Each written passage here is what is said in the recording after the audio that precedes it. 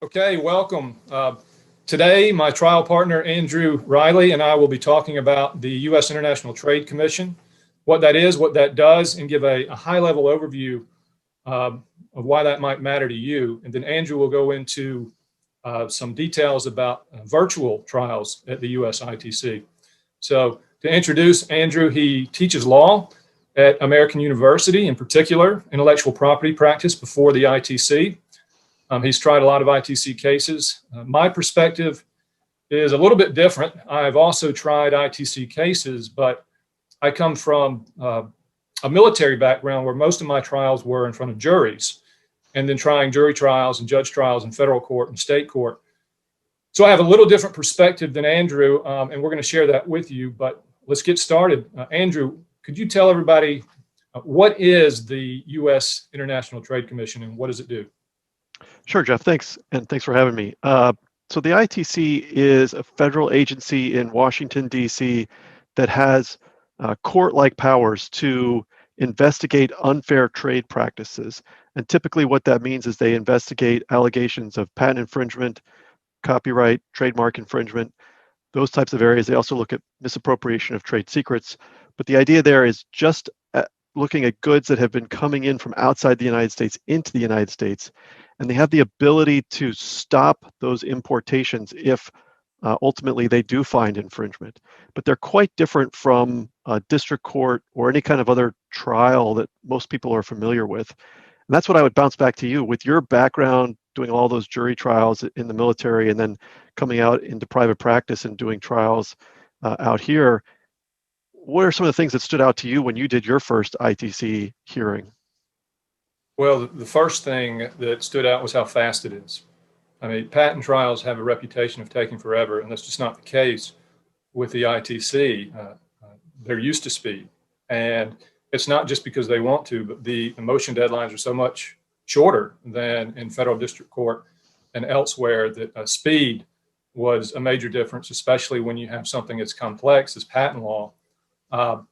You have to get there and get there quickly. The other thing would be the level of precision that's required at the US ITC. These judges know what they're doing. I mean, the judges are trained in patent law, trained in international trade. This is their job to handle these type of cases. So they don't have the broad view that some other judges have. So when you're making arguments, you need to do it with the level of precision of a brain surgeon. I mean, that's what they expect. So you have to know the rules, know the material. At the same time, not forget that they're human beings and they want to hear your client's story. So it's not totally different than a jury trial or a bench trial. They want to know about your client. They want to know how your client got to this point, what they've invested in their company to get here, because oftentimes their decisions are 50-50 and they want to do what's right and fair. So you don't abandon all of your understanding of trial practice, but speed, sophistication, and then the last thing would be how odd it is. I mean, we could go on and we will later talk about how odd this procedure is, but let's start with when you go into the United States International Trade Commission, there are three parties. There's the complainant, the respondent, and then the staff. And the staff, they're government employees. They represent the public interest. But you have three parties in this suit, and then you have the judge. So that was odd. You don't have closing arguments, which from a trial attorney's perspective, that's everything. Everything is in that closing, and you write a post-trial brief. It's different. It's a different process. There is no direct examination in oral form. It's written. And so, again, you submit your direct examination in written form. You may have redirect later, but you have all of these strange procedural rules that they're used to, and that helps them, I think, with speed to get there quickly. But I'm not going to go into those in greater detail. We'll save that for another training session.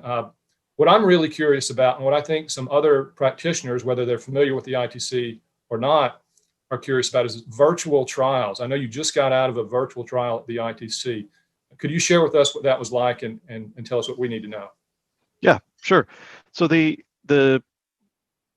biggest change, I think, is that you're using a virtual platform. You're using WebEx-based system on the internet to allow the judge and the parties and their attorneys to interact that way. And so you don't have to be in a courtroom in Washington, D.C., which is typically what we do for these ITC hearings.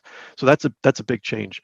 And the other part of that is that with those, as you mentioned, a lot of the judges require witness statements, which is when you submit the testimony of your witnesses in writing as opposed to actually asking them questions on a witness stand.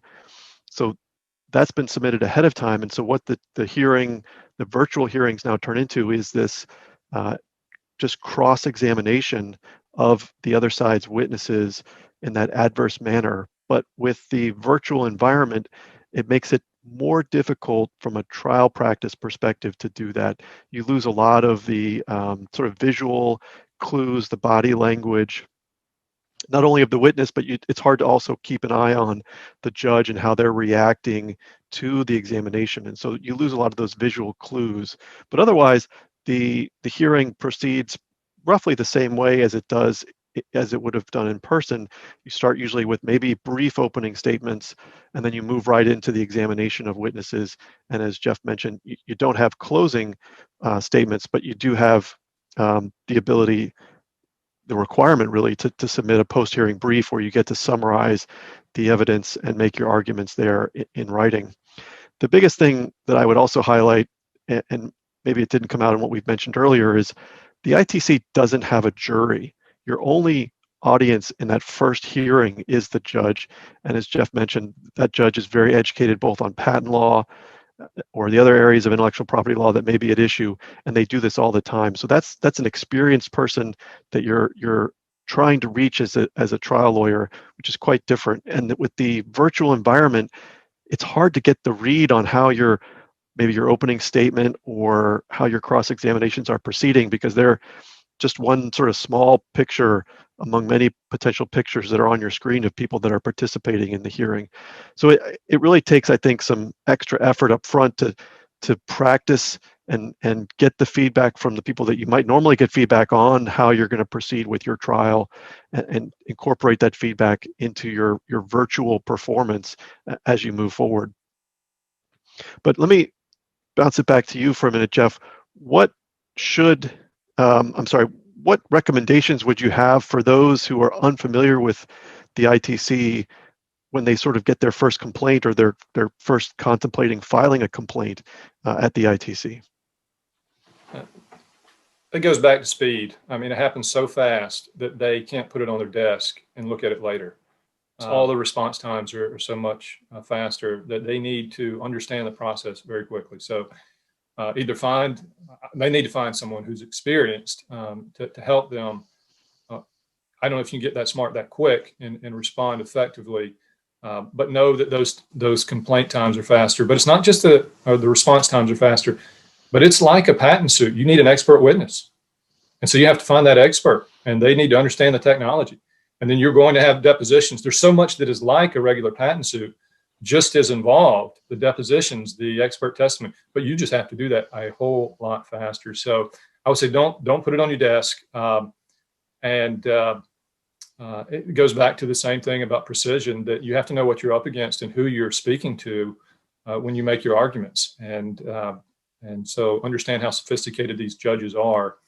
And then know, and we'll talk about, I think we just don't have time to really get into the level of detail of how odd this procedure is, but know there's these other major requirements besides whether you infringe or not. The ITC has this requirement, this domestic industry requirement, which means, and I'm paraphrasing here, but you have to invest a certain amount in the United States to even have standing to file a suit.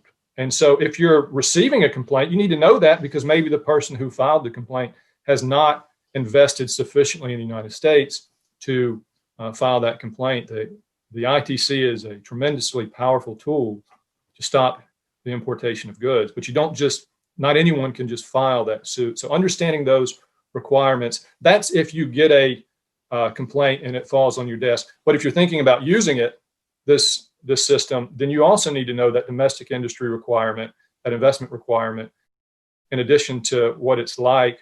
So if you're thinking about using this procedure, just to understand it before you file that complaint, because it may take years before you are even eligible to use it.